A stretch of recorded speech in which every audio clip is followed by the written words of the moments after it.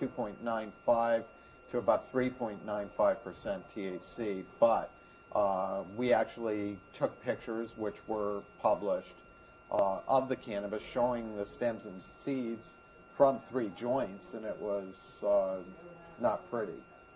That's very interesting to know.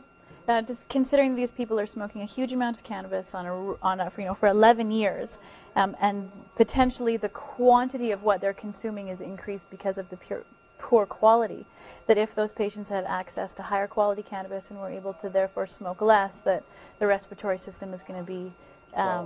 Right. Certainly that was one of the suggestions that we made, was that in this situation we suspected that if they had access to higher potency material, as you said, their need for cannabis would be lower per day, less risk, and certainly by getting rid of the stems and seeds, which are not recommended for anybody to utilize, certainly the risks would be lower. But even smoking stems and seeds, their lungs were okay.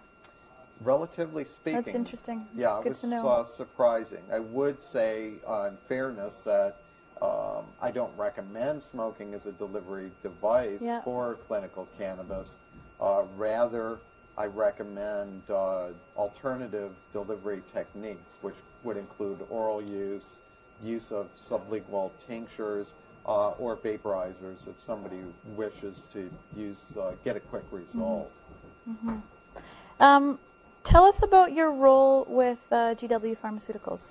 Okay. Well, in August, I took a position as Senior Medical Advisor to GW Pharmaceuticals. For anyone that might be viewing this that's not familiar with them, they are a company that was founded in England with the express purpose of bringing prescription cannabis products to market. And they've done this with the full cooperation of the British Home Office. They currently have a lead product called Sativex. Sativex is a whole cannabis extract which contains about equal amounts of THC and CBD, but as well terpenoids and traces of other cannabinoids. It is primarily being used, at least initial indications, are for spasticity and multiple sclerosis, and in treatment of neuropathic or nerve-based pain. So I'm working with GW Pharmaceuticals in development of new protocols for treating other illnesses and assisting in that way. Tell us about the strains that those medicines are based on. Right. What they've tried to do in their cultivation is develop strains of cannabis that express a high amount of one cannabinoid. It's never solely one or another, but Sativex is a blend of a high THC strain and a high CBD strain, and blended together it provides this one-to-one mix. Do you think that there is possibly a therapeutic potential from all of the cannabinoids working together synergistically that GW could be overlooking or missing in their clinical research? In this instance, no, I don't think that, because they are cognizant of what you've just mentioned.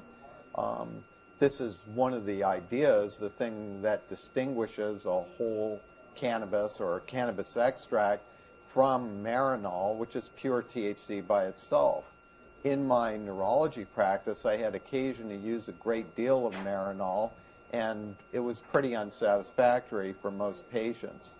Part of the problem is that this is an herbal remedy that works much better with the whole plant or an extract than any single component could provide. So speaking of the whole plant extracts, in 98, Dr. Guy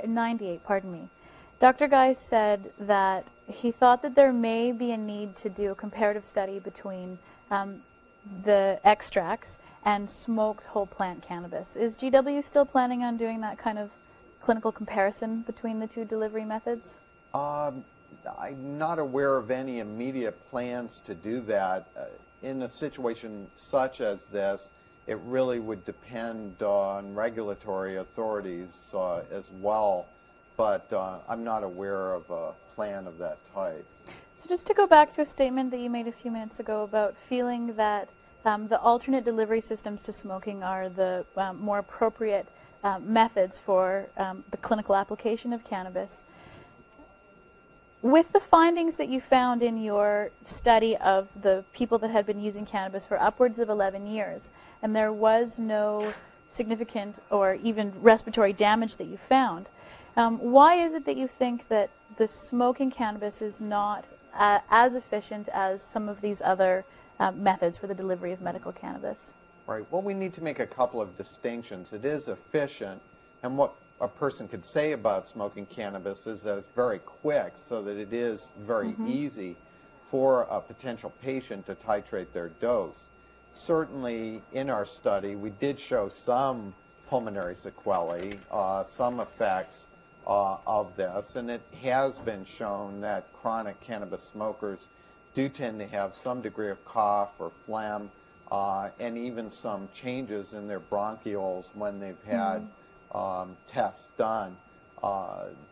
It is true to say that there's never been a documented case of a lung tumor in a cannabis-only smoker. That's true.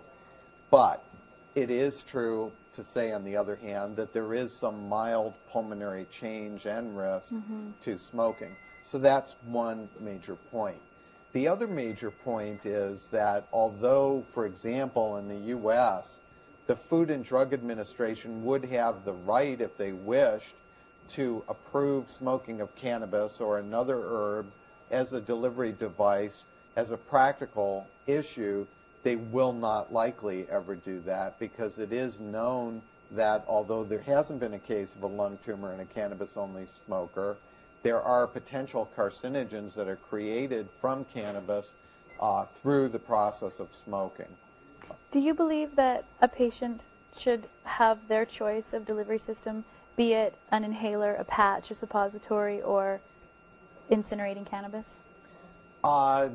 There we've got a mismatch between what I might think personally and what the regulatory authorities might allow.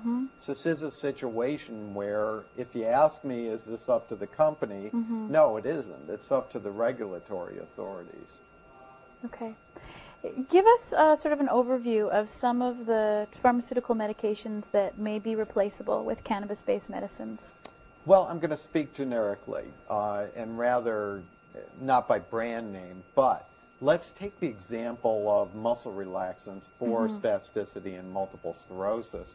Already, in studies that have been done, cannabis extracts have proved the equal or better of available muscle relaxants. Having been a neurologist in practice for 20 years, I can tell you that the results with the standard pharmaceuticals have not been very exciting. Patients might get some benefit, but often at the risk of some sedation or other side effects.